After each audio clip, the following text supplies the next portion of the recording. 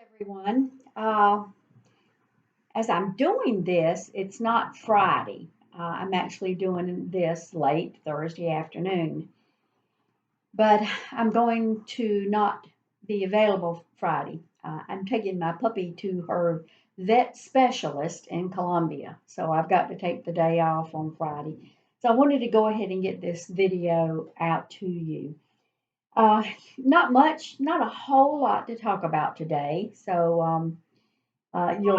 hopefully be having a pretty brief video. Um, Turn off my phone volume over there. One of the first things I want to talk about, though, is something that we brought up at the last conversation that I had, and now we're beginning to have a lot more conversations about this issue, and even statewide conversations, and that's COVID fatigue. Uh, I've talked about it. Peggy Foster talked about it. You might even be hearing some other folks talk about it. COVID fatigue, what is it? Well, it's a lot of things. Mostly, it's all about we're tired. We're tired of this coronavirus. We're tired of the anxiety and the stress, and in some cases, the depression that is on our shoulders. We're just tired of it. And when we get tired of things, there's a lot of consequences. We let our guard down, things fall through the crack.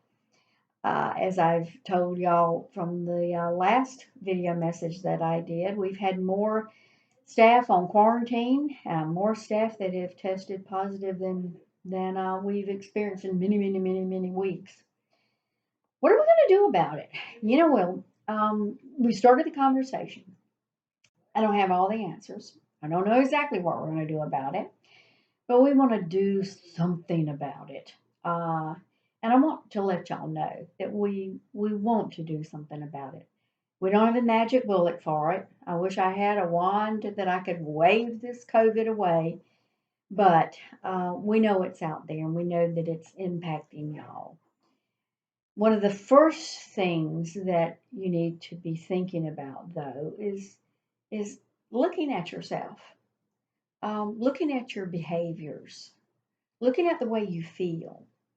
Some of us might not be all that great at that. It's that touchy feely stuff, but it's kind of like in the world of the AA. The first thing you have to do is acknowledge I am an alcoholic. So the first thing we have to do is say, yeah, I do have COVID fatigue, and what that means and how we can do about it. I have, for my own personal benefit, I found it very very useful to just simply stop during my day, do some of the breathing exercises that Dr. Duncan shared with us at many of the staff meetings, do some of the chair yogas even, and just take a break. So, folks, I don't have an easy answer, but I just want everyone out there to know we are very, very aware of it. We've created a statewide conversation for this amongst all of the FQHCs in the state, and we are not alone here at CARE South Carolina. There are a lot of people that, once I raised this question up in our monthly meeting on Wednesday, it began a pretty robust conversation. We are not alone, and we're going to do something. We just don't know what it is yet. Not much else different is going on in the world of COVID. Our Mobies are out there and they're doing quite a bit of work. We have providers that are scheduled for the Mobies throughout the month of September, and they're going all over the place. Uh, the weather from Sally kind of got in the way these last few days of this week, but it's not going to slow us down a whole lot. I'm real amused. I talk about our Mobies in many different settings. I sit on an Institute for Healthcare Improvement work groups and have shared what we have done with these Mobies, and it is creating a lot of intrigue and a lot of interest across the nation. So Once again, CareSouth might be leading the nation in some of these innovations.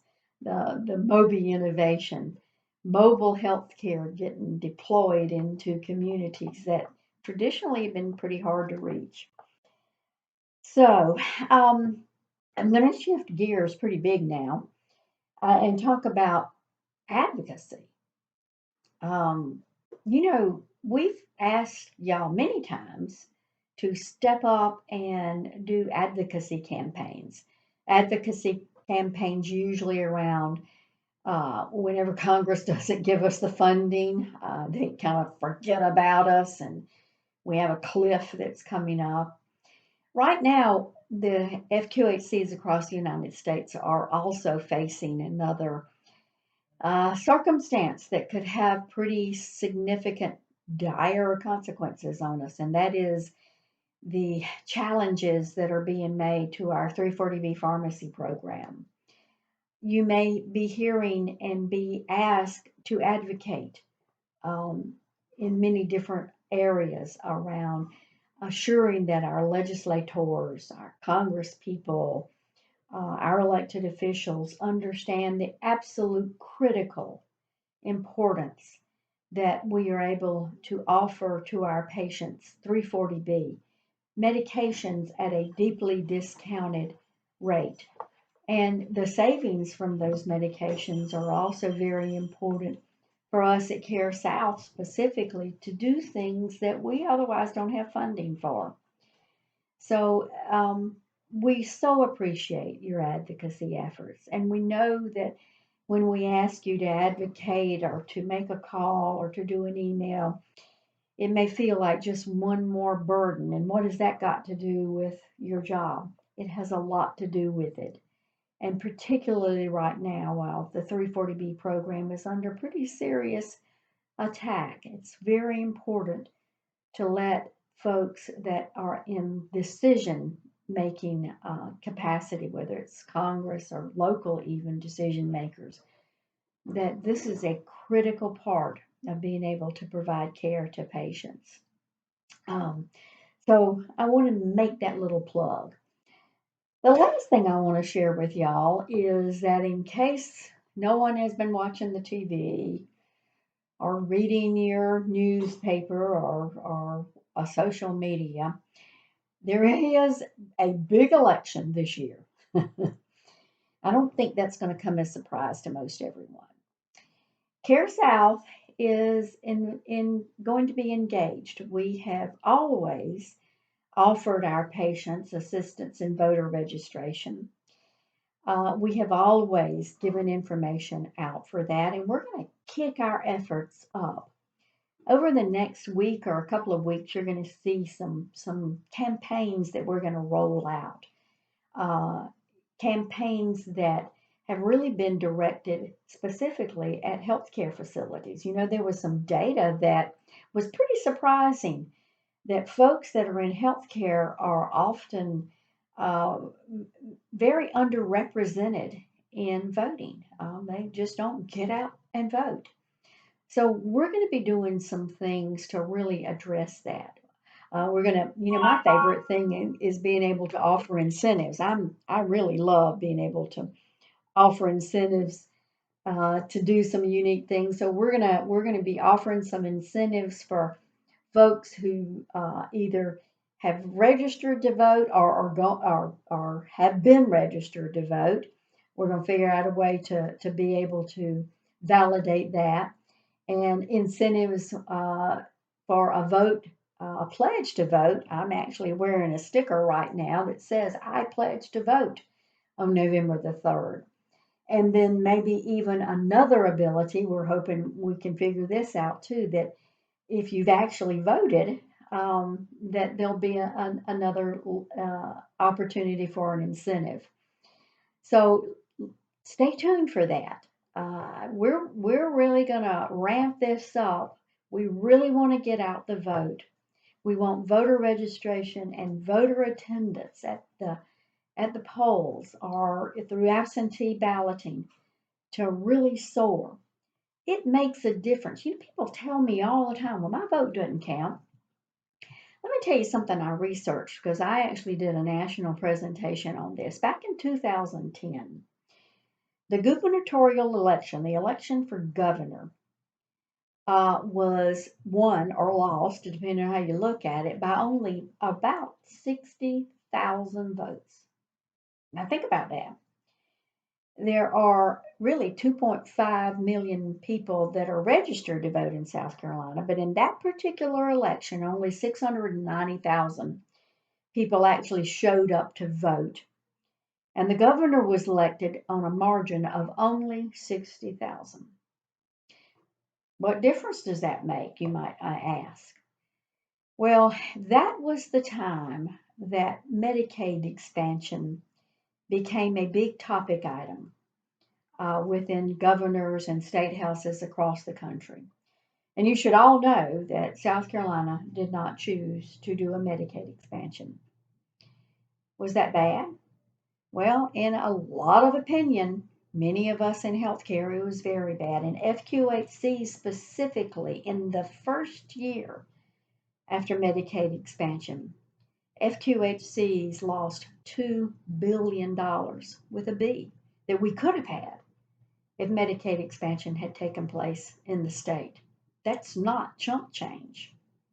In a national poll that the Commonwealth Fund did, the dramatic difference between FQHCs that were in states versus FQHCs that were not in states that did Medicaid expansion, in other words, comparing the two groups, there was a big difference. The FQHCs that were in states that had Medicaid extension had a lot more financial stability. They were able to do things more flexibly, renovate buildings, build new buildings, buy equipment that they hadn't been able to afford for quite a while, add on a site. They were able to do so much more to meet the needs in their communities than those of us who weren't in states that chose not to do Medicaid expansion. Now, I know that choice was not just one that was made by the governor that was elected in 2010, but it sets the tone for the entire state. So trust me, your vote counts. Your vote counts a lot, particularly in healthcare issues. So our campaign is really well titled Vote Health 2020. You're going to be excited to see some of the incentives and plans that we have at CareSouth.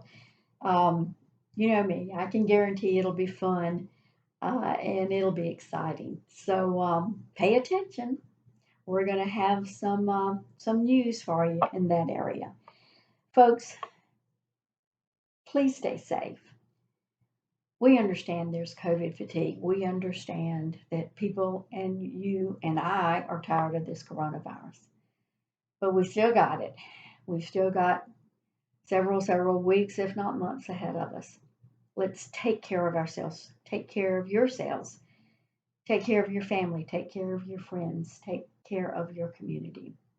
And we'll see you on Monday morning. Have a good weekend.